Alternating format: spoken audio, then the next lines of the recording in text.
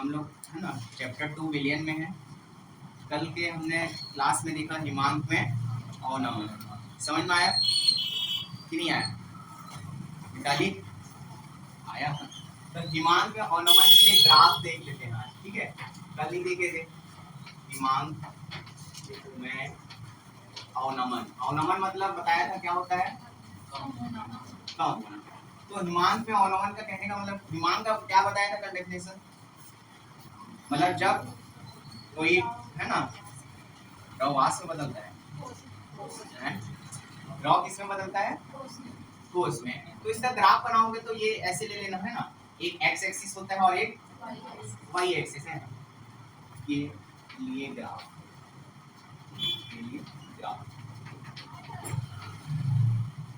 इसको ताप ले लो इधर और इसको क्या ले लो है ना हिमांक या वाष्प दाब है ना, हिमांक भी ले लो, ठीक है? वाष्प दाब दिया है ना बुक में, वाष्प दाब। तो कहने का मतलब ये है कि यदि एक टेम्परेचर है कुछ भी है ना, तो मान लो जो कोई पदार्थ है वो किस अवस्था में है? लिक्विड फॉर्म में। तो लिक्विड फॉर्म में है मतलब ये किस अवस्था में? अभी द्रव अवस्था में। किस अवस्था में है? तो उसका ताप जो भी है मान लो उसका ताप कितना है? T1। उसका ताप कितना है? अब द्रव अवस्था से ठोस अवस्था में कम होना मतलब परिवर्तित होने के लिए उसके ताप में क्या होगा? कमी होगा कि ज्यादा होगा? हैं? कमी होगा कि ज्यादा? हैं? ताप में कमी होगा ना। तो ये एक ग्राफ कैसे बनेगा? थोड़ा सा कम बनेगा ना। तो इसको हमने क्या मान लिया? T2 मान लिया और इन दोनों के बीच में हमने ग्राफ खींच लिया। यही तो ग्राफ हो गया। इस पॉइंट का नाम को हमने क्या दे दिया? A और इसका नाम को क्या दे दिया? B। ये द्रव अवस्था में और ये ठोस अवस्था में। इतना ही बस तो करना है और ये इम्पोर्टेंट है। बोली मैडम नहीं बोली थी ऐसी आते हैं तो ठीक है। समझ ही नहीं आया तो ग्राफ बनाने के लिए बोला जाएगा। तो देखो द्रव अवस्था में होगा उसका टेम्परेचर थोड़ा ज्यादा होगा, कम होगा तभी तो ठोस अवस्था में होगा ना। तो एक ग्राफ को थोड़ा नीचे बना लेना, एक को थोड़ा हाइट बना लेना, एक को कम हाइट बना लेना, दोनों पॉइंट को मिला लेना, मतलब दोनों सिरे को नाम दे देना और बता देना कि ये द्रव अवस्था है और ये ठोस अवस्था है। और टेम्परेचर निकालते हैं तो कैसे निकालते हैं है ना? देखो हमेशा क्या लेते हैं? T2 माइनस T1, दोनों में अंतर मतलब द्रव अवस्था से ठोस अवस्था में परिवर्तन को ये दर्शा रहा है इसका मतलब, ठीक है? T2 माइनस T1 का मतलब क्या है? दोनों के परिवर्तन को क्या कर रहा है? ये इतना ही है ना, ठीक है? ग्राफ के लिए हो गया। और कुछ डाउट? बस इतना लिखेंगे तो नंबर मिल जाएगा। हिमांक में अवनमन के लिए ग्राफ बस बोलेगा तो ये बनाना है। बाकी हिमांक में अवनमन तो कल पढ़ाया था ना। नहीं सर ग्राफ बोल। हाँ ग्राफ के लिए इतना ही लिखना है सर। एक बार सर एक ग्राफ के दो एक्सिस लेना ना, एक एक्स एक्सिस लेना और एक वाई। एक इधर ताप ले लेना और इधर क्या ले लेना? वाष्प ताप, ठीक है? अब यदि कोई पदार्थ द्रव अवस्था में है तो उसका ताप को हमने क्या मान लिया? T1। अब द्रव अवस्था से ठोस अवस्था में कन्वर्ट होगा है ना वो पदार्थ, तो उसका ताप कम होगा कि ज्यादा होगा? कम होगा मतलब इधर बनाना पड़ेगा ना हमको। ज्यादा होता तो ये लाइन को इधर बनाना पड़ता। समझ रहे हो? ये T2 को मैंने इधर क्यों बनाया?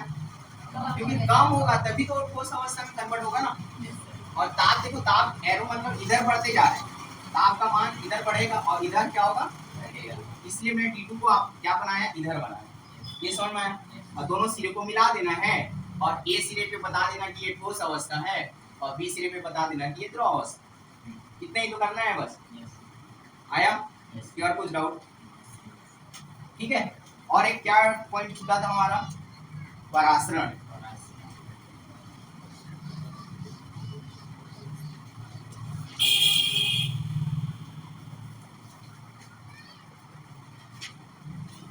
तो आज का हेडिंग क्या है हमारा? पहले तो परासरण दाब है, लेकिन उसके लिए हमको क्या करना पड़ेगा? परासरण पढ़ना पड़ेगा। तो परासरण क्या होता है? जैसे एक पात्र है हमारे पास, एक क्या है हमारे पास? पात्र है, और बीच में मान लीजिए है ना एक क्या है? एक झिल्ली है। कौन सा झिल्ली है? अर्ध पारगम्य झिल्ली, ठीक है? इसको पढ़े हैं आप कल? हाँ, ये अर्ध पारगम्य क्या है? झिल्ली है। इधर है ना, मान लो इधर जो है अधिक सांद्रता वाले विलयन है, इधर की तरफ क्या है, अधिक सांद्रता वाले इधर विलयन, ठीक है। और ये मान लो इधर क्या है, कम सांद्रता वाला विलायक है, ठीक है।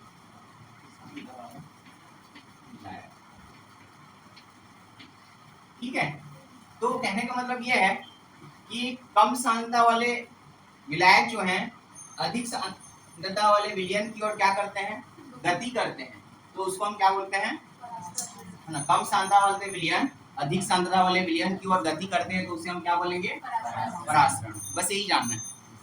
जैसे मान लीजिए एक गिलास पानी में, है ना, एक किशमिश तो जानते हो, किशमिश को डुबा देना, तो किशमिश को डुबाने के बाद क्या होगा, फूल जाएगा। तो फूल जा रहा है मतलब परासरण कहाँ से किधर हो रहा है, इधर अंदर से बाहर की बाहर से अंदर, नहीं अंदर से बाहर होगा तभी तो फूलेगा, ठीक है। तो यदि वो अंदर से बाहर की ओर हो रहा है तो उसको कौन सा परासरण बोलेंगे, अंतःपरासरण। लिखना पड़ेगा कि लिख लेंगे, ये डेफिनेशन लिख लेंगे सब कोई। परासरण का डेफिनेशन क्या हुआ, कम सांद्रता वाले विलयन से अधिक सांद्रता वाले विलयन की ओर, है ना, गति करते हैं, तो उसको हम क्या बोलेंगे, परासरण। परासरण अलग अलग प्रकार के होते हैं, जैसे अंतःपरासरण, है ना, अंतःपरासरण। अंतःपरासरण मतलब अंदर से बाहर की ओर, है ना, विलायक की या विलयन की गति होना क्या बोले होगा, अंतःपरासरण। जैसे किशमिश को आप एक गिलास पानी में डुबाओगे तो क्या हो जाएगा, फूल जाता है, तो अंदर से वो बाहर की ओर हो रहा है।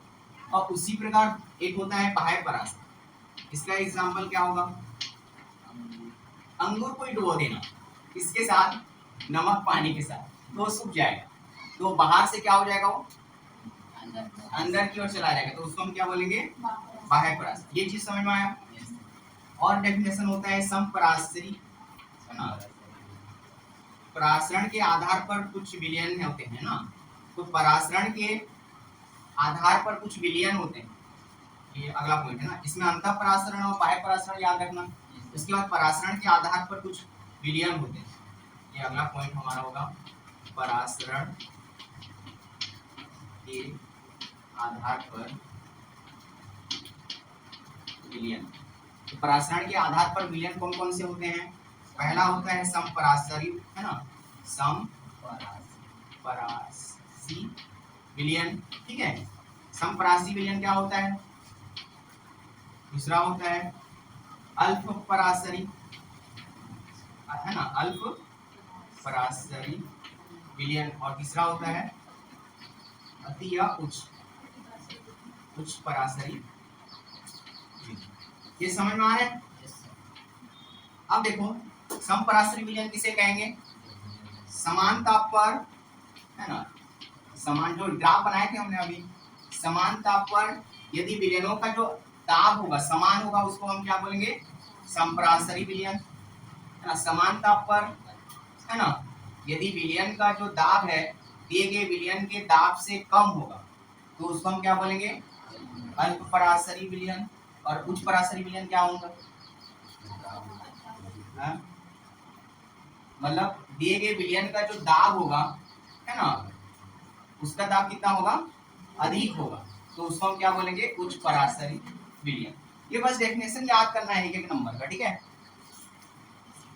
ये सब लिखना था कि ऐसे ही समझ में आ रहा है, ये सब लिखना था कि ऐसे में आ जा रहा है, आ जा रहा है, सबको आना चाहिए। कैसे प्लीज, वीडियो देखेंगे तो मैं तो लिखा ही नहीं, आज आएगा कि नहीं आएगा इसलिए पूछ रहा हूँ। मैं सबका डेफिनेशन लिख देता था, आज मैं लिखा नहीं, बस बता दिया तो बन जाएगा। चलो इसको लिख के लाना, तो कल मैं चेक करूंगा, ठीक है। क्या क्या बोला मैंने, सबका डेफिनेशन लिख लेंगे, चलिए ठीक है। अब मेन टॉपिक पढ़ते हैं। ये तो परासरण हुआ, ठीक है। अब परासरण दाब किसे कहते हैं, ये हमने क्या पढ़ा अभी। अब लेकिन परासरण दाब क्या होता है, अब हमारा हेडिंग क्या होगा, इधर लिख देगा, परासरण दाब किसे कहते हैं।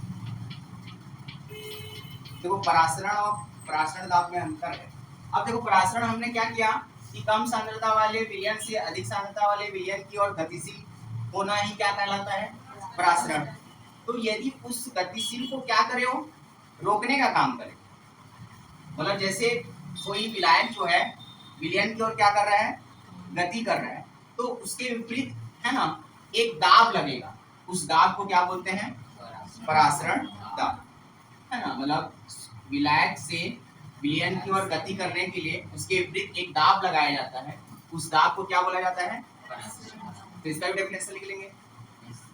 हो गया यहाँ तक क्लियर? चलो यहाँ तक लिख के लाना कल, है ना। अब मैं बता रहा हूँ, तो तनु परासरण दाब के लिए एक वांड है ना, एक कौन है वांड, आप पता है,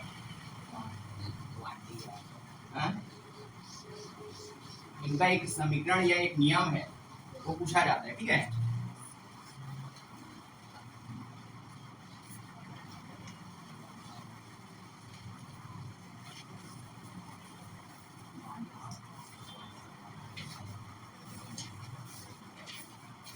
वांड हाफ समीकरण क्या होता है, ठीक है। अगला हमारा पॉइंट क्या है, ये इंपॉर्टेंट है, ठीक है। वांड हाफ समीकरण का या समीकरण, वांड हाफ का नियम या वांड हाफ समीकरण, ठीक है, क्या होता है। तो वांड हाफ के अनुसार क्या होता है, वांड हाफ एक क्या है, वैज्ञानिक है, ठीक है। तो उनके अनुसार क्या होता है डेफिनेशन,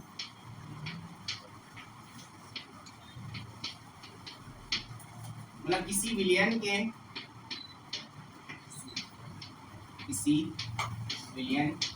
के परासरण, है ना, किसी विलयन के परासरण दाब के मापन के लिए, परासरण दाब के मापन के लिए आदर्श गैस समीकरण का नियम लागू किया जा सकता है। इसका नियम लागू किया जा सकता है, आदर्श गैस समीकरण का नियम लागू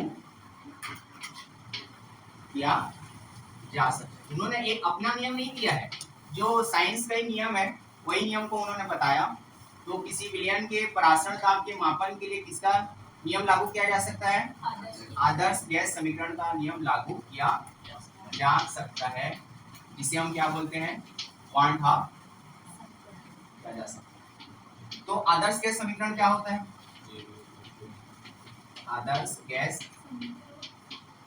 क्या होता है, P equal to nRT। P क्या है ना, P यहाँ पे लिखना है ना, P क्या है यहाँ पे, इसको ऐसे लिखो ना, P जो है ना गैस का दाब। तो P जो है गैस का दाब है, तो हम उसको कन्वर्ट करेंगे विलयन का दाब, तो विलयन के दाब के लिए पाई यूज करते हैं। P यहाँ पे क्या है, गैस का दाब, तो गैस के दाब को हम किसके बराबर मानेंगे, विलयन के दाब के बराबर। तो विलयन के दाब को किससे प्रदर्शित करेंगे, पाई से। तो पाई जो होगा किसका होगा, विलयन का।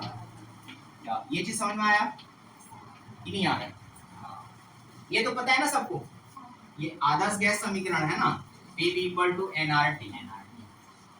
V क्या है, गैस का आयतन,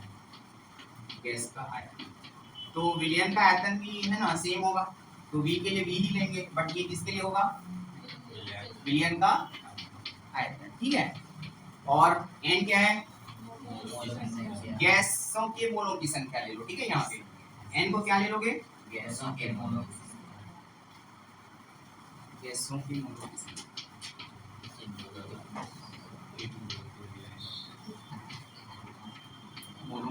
देखो ऐसे लिखना पड़ेगा तभी मार्क्स मिलेगा। तो ये किसके बराबर होगा, विलयन के मोलों की संख्या के बराबर, और विलयन के मोलों की संख्या को हम किससे डिनोट करेंगे, यहाँ पे मोलरता लेना, ठीक है, है ना। तो सांद्रण मोलरता को किससे डिनोट करते हैं, C से। तो C क्या हो जाएगा, विलयन के मोलों की संख्या, है ना। C क्या हो जाएगा यहाँ, विलयन, है ना, क्योंकि मोलरता को हम C और किससे डिनोट करते हैं, कैपिटल M से। तो ये सांद्रण मोलरता है, इसलिए हमने कॉन्सेंट्रेट C यूज किया है, ठीक है। तो C क्या हो जाएगा, विलयन के मोलों की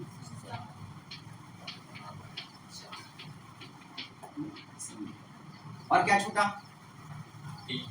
आर क्या है? हाँ, सार्वत्रिक गैस स्थिरांक है ना? तो स्थिरांक का मान कितना होता है विलयन के लिए? 0.0821 लीटर। ठीक है, बुक में दिया हुआ इतना, चेक करो तो यहाँ लिखना पड़ेगा। ये क्या है? गैस स्थिरांक है ना ये। और टी क्या है? टी दोनों के लिए सेम रहेगा। टी मतलब परम ताप या ताप है ना। टी दोनों के लिए क्या रहेगा? विलयन का ताप भी टी रहेगा और है ना। तो ये यहाँ से समझ में आया कि नहीं आया?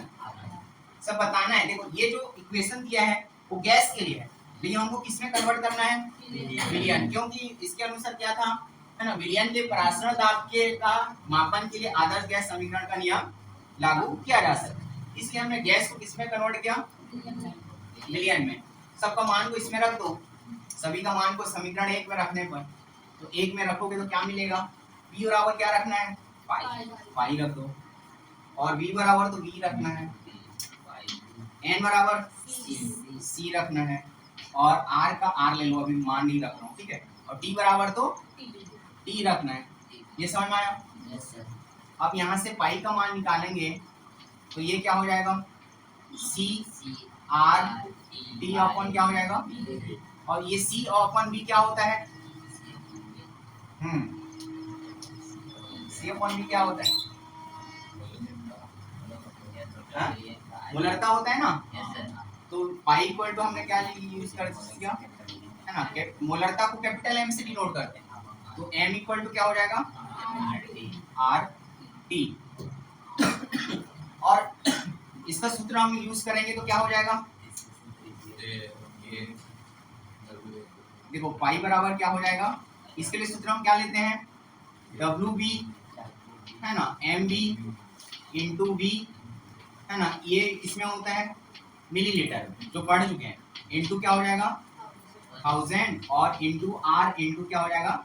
T। तो पाई इक्वल टू इस सूत्र से आप है ना, अब यदि आपको दिया जाएगा है ना गणितीय व्यंजक निकालने के लिए, तो इस सूत्र से आप क्या कर सकते हो? इसका मान निकाल सकते हो, ठीक है। तो क्या प्रूव करना था हमको? MB कर दिया है तो MB को इधर ले गया है, Y को इधर ट्रांसफर कर दिया है, ठीक है। यहाँ से समझ में आया कि नहीं आया? ये देखना, ये थोड़ा सा इधर देखो, ठीक है। ये तो हमने लिख लिया। देखो मोलों की संख्या बटे आयतन को ही मोलर सांद्रण बोलते हैं। तो ये P को इधर ट्रांसफर करेंगे, ये थोड़ा सा ये यहाँ पे देख लो।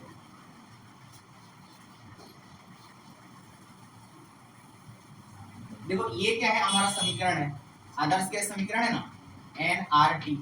तो यहाँ से P की वैल्यू निकालेंगे तो n/v/RT होगा, मतलब v इधर ट्रांसफर करेंगे तो n/v बोला जाता है, C बोला जाता है। C मतलब मोलों की संख्या बटे आयतन को ही क्या बोला जाता है? मोलर सांद्रण। तो इसकी वैल्यू C होता है, तो साइड में लिखना चाहो, क्योंकि C इक्वल टू क्या होता है? n/v। तो ये हो जाएगा RT, और P का मान को हमको क्या रखना है? पाई रखना है ना, और CRT। तो एक याद रखना, निश्चित ताप पर ये जो स्थिरांक है, स्थिरांक और परम ताप का मान क्या होता है? एक नियतांक होता है। कौन सा? निश्चित ताप पर। तो निश्चित ताप पर ये स्थिरांक का काम करता है, मतलब ये कैसा हो जाएगा? पाई अनुक्रमानुपाती C होगा कि नहीं होगा? RT क्या का काम कर रहा है? स्थिरांक का। तो स्थिरांक का काम कर रहा है मतलब हम अनुक्रमानुपाती लेते हैं ना। तो इसके अनुसार हम डेफिनेशन लेना चाहें तो क्या हो जाएगा? 1/2 समीकरण के लिए पाई अनुक्रमानुपाती C के अनुसार हमको क्या करना है? परिभाषा लिखना है। तो क्या होगा? पाई क्या है? क्या है पाई? तो है ना, विलयन का जो दाब है C क्या है? मोलर सांद्रण। तो विलयन का दाब मोलर सांद्रण के अनुक्रमानुपाती या समानुपाती हो। इसका डेफिनेशन लिख सकते हैं, है ना। पाई अनुक्रमानुपाती C का मतलब क्या होता है? विलयन का जो दाब है ना, मोलर सांद्रण के समानुपाती होता है। तो ये वांट हाफ का नियम है या वांट हाफ समीकरण है। आया इसमें कुछ डाउट कि कुछ डाउट है बताइए, बन जाएगा। देखो ये इंपॉर्टेंट है, वांट हाफ का नियम या वांट हाफ का समीकरण को समझाइए, है ना। तो पहले इनके अनुसार क्या था, डेफिनेशन लिखना है। किसी विलयन के परासरण दाब के मापन के लिए आदर्श गैस समीकरण का नियम लागू किया जा सकता है। अब हमको पता है आदर्श गैस समीकरण क्या होता है, PV = nRT, जहाँ पे P क्या होता है गैस का, B क्या होता है गैस का आयतन, N क्या होता है गैस के मोलों की संख्या, R क्या होता है एक स्थिरांक है गैस स्थिरांक, T क्या है ताप है। ये तो गैस के लिए था, लेकिन हमको विलयन के लिए भी नियम लागू किया जा सकता है बोल रहे हैं, इसलिए हम गैस को किसमें कन्वर्ट करेंगे, विलयन में। तो P को हम यहाँ पे क्या लेंगे, विलयन के लिए पाई मानेंगे, ठीक है। विलयन का दाब को क्या मानेंगे, पाई। विलयन का आयतन को V ही मानेंगे यहाँ भी, है ना। विलयन के मोलों की संख्या, विलयन के मोलों की संख्या मतलब देखो ये V को हम इधर ट्रांसफर करेंगे तो N/V होगा, तो मोलों की संख्या बटे आयतन को हम क्या बोलते हैं, मोलर सांद्रण बोलते हैं। तो N/V की जगह हमने क्या रखा, C रख दिया, ठीक है। तो P = हमको क्या मिला, CRT। अब P का मान हमको क्या रखना है, पाई रखना है ना, तो ये देखो पाई रखा हूँ। फिर C का मान तो हमको विलयन के लिए C रखना है ना, और R का मान अभी नहीं पुट अप किया हूँ, R का मान अभी R रहने दो, और T दोनों के लिए T रहेगा। अब देखो निश्चित ताप पर R और जो T है एक स्थिरांक का काम करता है, स्थिरांक का काम करता है मतलब पाई अनुपाती C होगा। और इसी को हम परिभाषा के रूप में लिखना चाहें तो कैसे लिखेंगे, विलयन का जो है ना दाब है मोलर सांद्रण के समानुपाती होता है। हो गया यहाँ तक। कल के लिए होमवर्क है, परासरण और विसरण में अंतर रहती है ना, याद करके आना। तो आज क्लास के लिए इतना, फिर कल नेक्स्ट हम देखेंगे 1-2 टॉपिक और मेन बचा हुआ है, ठीक है।